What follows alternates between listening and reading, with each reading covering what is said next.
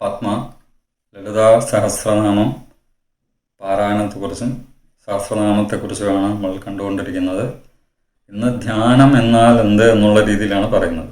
ധ്യാനം എന്ന അർത്ഥം എല്ലാവർക്കും അറിയാവുന്നതുപോലെ മെഡിറ്റേഷൻ എന്ന അർത്ഥമാണ്. പിന്നെ ഒരു വാക്ക് ഉള്ളത് കോണ്ടംപ്ലേഷൻ അല്ലെങ്കിൽ കണ്ടംപ്ലേഷൻ. മറ്റൊരു വാക്ക് വളരെ വളരെ പ്രസക്തമായ ഒരു വാക്കുണ്ട്, അതാണ് മാനിഫെസ്റ്റേഷൻ. ആവിർഭവിക്കുക, സാക്ഷാത്കരിക്കുക, സ്വപ്ന സാക്ഷാത്കാരം എന്നൊക്കെ പറയും പോലെ അത് ഫിസിക്കലി നമ്മൾ നേടിയെടുക്കുന്നതിന് ആണ് സംസാരിക്കുന്നത്. അതിന് വളരെ ഇമ്പോർട്ടൻസ് ഉണ്ട്. ഒരു കാർ വാങ്ങിക്കുക, വീട് വയ്ക്കുക, എല്ലാത്തിനും. ഇവിടെ മെഡിറ്റേഷൻ എന്ന് പറയുന്നതും കോണ്ടംപ്ലേഷൻ എന്ന് പറയുന്നതും മാനിഫെസ്റ്റേഷൻ എന്ന് പറയുന്നതും അമ്മയിലേക്കാണ് നമ്മുടെ ധ്യാനം മുഴുവൻ, ശ്രദ്ധ മുഴുവനും. അപ്പോൾ വളരെ വളരെ സിഗ്നിഫിക്കൻ്റ് ആയിട്ട് മറ്റൊരു വാക്കും കൂടെ ഉണ്ട്, സങ്കല്പം. ധ്യാനത്തിനോട് ചേർത്ത് വയ്ക്കാവുന്നൊരു വാക്കാണത്, സങ്കല്പം. എന്തെങ്കിലും ഒരു കാര്യം മനസ്സിൽ സങ്കല്പിച്ച് നമ്മൾ ഒരു പിടി അവലെടുത്ത് വയ്ക്കും, ഒരു രൂപ നാണയം എടുത്ത് വയ്ക്കും, യാത്ര പോകുന്നതിന് മുൻപ്, അല്ലെങ്കിൽ എന്തെങ്കിലും മനസ്സിൽ സങ്കല്പിച്ചിട്ട്.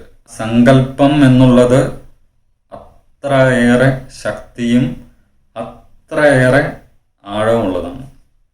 സത്യമായിട്ട് പറയാണ്. ഒന്നാമത്തെ കാര്യം, പേഴ്സണൽ അനുഭവങ്ങളിൽ, നമ്മുടെ സ്വന്തം അനുഭവങ്ങളിൽ നിന്ന് സംസാരിക്കുമ്പോൾ അതുണ്ട്. ഞാൻ കുംഭമേളയ്ക്ക് പോകുന്നതിന് മുൻപ് അങ്ങനെ മനസ്സിൽ പോലും ചിന്തിച്ചിട്ടില്ല. പക്ഷെ അതിന് മുൻപേ എടുത്തു വച്ചത് ഒരൊറ്റ രൂപത്തൊട്ടാണ്.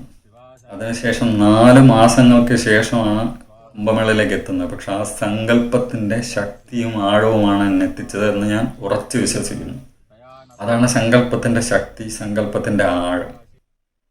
അപ്പോൾ ഈ ധ്യാനം എന്ന് നമ്മൾ ഇവിടെ പറയുമ്പോൾ അതിന് സങ്കല്പം എന്നുള്ളൊരു അർത്ഥവും കൂടെ ഹൈഫനിട്ട് അതിനോട് ചേർത്ത് പറയണം.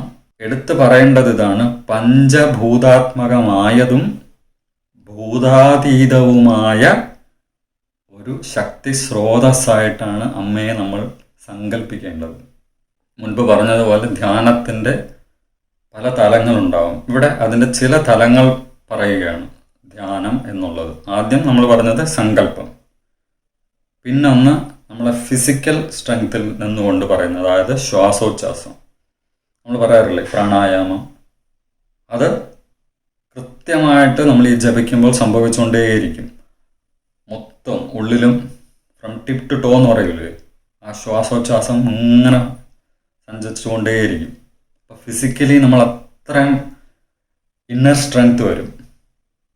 അത് കൃത്യമായിട്ട് ഉറപ്പിച്ച് പറയാൻ പറ്റുന്ന ഒരു കാര്യമാണ്. ഇന്നർ സ്ട്രെങ്ത് വന്നുകൊണ്ടേയിരിക്കും. ഫിസിക്കലി മാറ്റങ്ങൾ, ട്രാൻസ്ഫോർമേഷൻ നമ്മൾ തന്നെ അറിയാൻ പറ്റും നമുക്ക്.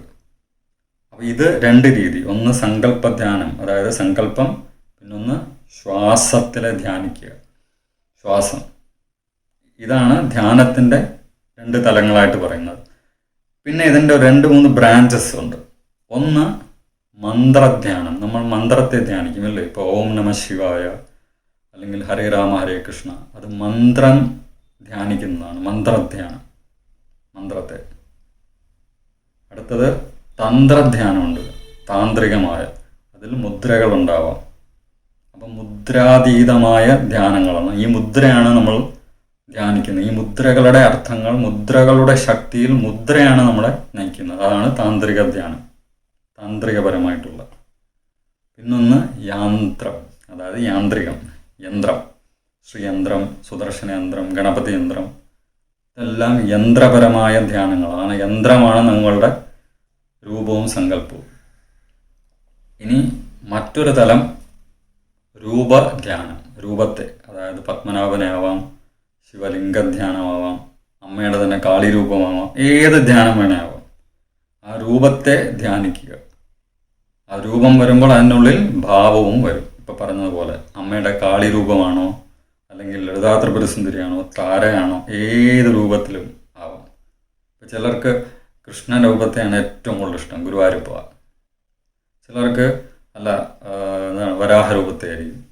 അപ്പോൾ അല്ലെങ്കിൽ ശ്രീരാമനാവാം. അപ്പോൾ രൂപം, ഭാവം, ഇനിയൊരു തലമുണ്ട്, അത് പ്രഭാവമാണ്. അതായത് പ്രവഹിക്കുന്ന രീതിയിലുള്ളൊരു ഭാവം, അതായത് ആക്ഷനബിൾ ആയിരിക്കും. ഇപ്പോൾ ശ്രീരാമൻ വില്ല് കുലച്ച് നിൽക്കുന്ന രൂപമുണ്ട് അല്ലേ? നമ്മൾ ഏറ്റവും കൂടുതൽ അന്നും ഇന്നും എവിടെ ചെന്നാലും കാണാൻ പറ്റുന്ന ഒരു കാര്യമാണ് പാർത്ഥസാരഥി അല്ലേ? അത് ആക്ഷനബിൾ ആണ്. പ്രഭാവം ചൊരിയുന്ന ഒരു രൂപമാണ്. അത് ധ്യാനത്തിന് വളരെ ശക്തി നൽകുന്നതാണ്. അമ്മയുടേതായാലും ഏത് രൂപത്തിനായാലും. അപ്പോൾ ധ്യാനം പല രീതിയിലുണ്ട്. അതിൻ്റെ ചില രീതികൾ മാത്രമാണിത്. ഇതൊരു സ്ട്രിക്റ്റ് റൂളൊന്നുമല്ല. പല രീതിയിൽ ഇനിയും നിങ്ങൾക്ക് സെർച്ച് ചെയ്ത പല പല വഴികളും പല പല തലങ്ങളും കിട്ടും. അപ്പോൾ ഈ ധ്യാനം എന്നാൽ എന്ത്? ധ്യാനത്തിൻ്റെ ചില അർത്ഥതലങ്ങളാണ് ഈ സംസാരിച്ചത്. ഇത് കഴിഞ്ഞിട്ട് നമ്മൾ അടുത്ത വരിയിലേക്ക് സിന്ദൂരാരുണ വിഗ്രഹം അടുത്ത വീഡിയോയിൽ ആരംഭിക്കും. അതാണ് ധ്യാനം. അപ്പോൾ അമ്മയെ ധ്യാനിച്ച് അടുത്ത വീഡിയോയിൽ കാണാം. ശാന്തി ശാന്തി ശാന്തി. അമ്മേ ശരണം. പത്മ.